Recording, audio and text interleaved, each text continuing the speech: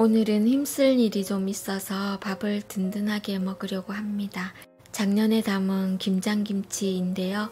김치 냉장고가 없어서 냉동실에 김치를 얼렸습니다. 김치를 담아서 바로 냉동실에 넣은 게 아니라서 꺼내서 해동해 보니까 신김치가 되어 있었습니다. 고등어 조림을 해먹고 남은 한 마리가 꽁꽁 숨어 있는 걸 발견하고 오늘은 신김치 고등어 조림을 해먹으려고 합니다. 양송이는 반값 세일할 때 사서 두 종류로 썰어서 바로 냉동실에 넣었습니다. 자꾸 쌓아만 두면 또 자리만 차지하게 되기 때문에 음식 궁합이 영 이상하지만 않는다면 여기저기 넣어서 먹는 편입니다. 김치 국물 무치는 게 귀찮아서 대충 하다 보니 순서가 이상하지만 보통 무를 먼저 깔잖아요. 뒤적뒤적해서 무를 깔고 김치를 얹은 다음 고등어를 묻었습니다.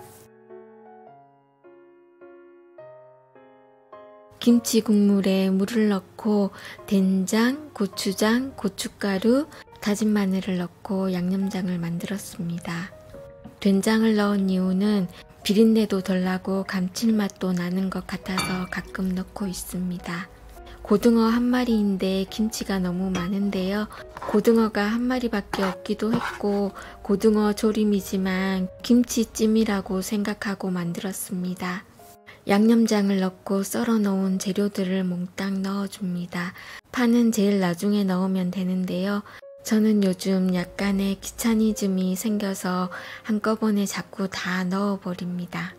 이건 제가 만든 매실 엑기스인데요. 설탕 대신 잘 쓰고 있습니다. 신김치다 보니까 신맛이 강하잖아요. 신맛을 잡기 위해서는 설탕이나 올리고당을 많이 넣는데요. 매실 엑기스 담을 때 설탕이 많이 들어가기 때문에 저는 매실 엑기스를 주로 사용하고 있습니다. 요즘은 채소나 과일을 좀 많이 먹으려고 노력 중인데요. 어제 먹다 남은 쌈채소를 같이 먹으려고 합니다. 고등어가 한 마리뿐이라서 조금 아쉽긴 했지만 무랑 김치가 맛있어서 다음 날도 맛있게 잘 먹었습니다. 이번에 이사를 하려고 마음 먹었는데요. 보증금 500만 원으로 이사할 집을 알아보고 있는데 마음에 드는 집이 없더라고요. 이 집이 안 좋은 건 아닌데 아무래도 20년이 넘은 집이다 보니까 비가 오면 곰팡이 냄새가 나서 이번에 이사하려고 했는데 이 집보다 좋은 집을 찾기는 힘들었고 다 비슷비슷했습니다. 이사라는 게 움직이면 다 돈이잖아요.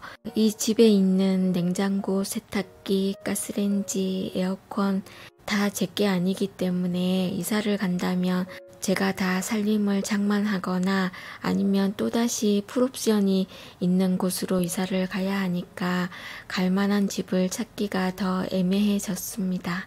이 집은 주인과 묵시적 계약 연장이 되어 있는 상태이고요. 이사갈 마음이 있으면 3개월 전에 이야기를 해달라고 하시더라고요. 그래서 아직은 마음에 드는 집을 찾고 있는 상태입니다. 그래서 결론은 이사를 가든 안 가든 그동안 방치했던 불편한 것들을 수리하기로 했습니다. 싱크대 수전이 바로 옆에 있다 보니까 조심조심 하면서 썼는데도 물이 튀면서 이렇게 들고 일어나고 있습니다. 제가 다 이렇게 한 건 아니고요. 이사 올 때부터 상태가 좋지 않았고 주인에게 사진을 찍어서 보여드렸습니다. 2년을 쓰다 보니까 더 상태가 안 좋아졌습니다. 처음부터 방수 테이프를 붙였으면 좋았을 텐데 하는 아쉬움이 남습니다. 방수 테이프는 마트 가면 2,000원 정도 하고요. 돈이 많이 드는 일이면 주인한테 말을 하겠지만 주인이 오고 가는 것도 불편하기 때문에 제가 하려고 합니다.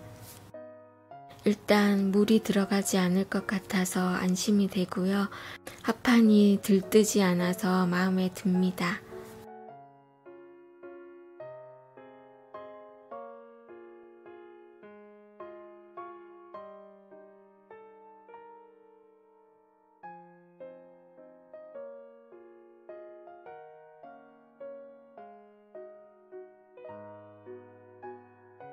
한동안 피부가 가려워서 혹시나 물 때문인가 하고 샤워기를 교체했는데요.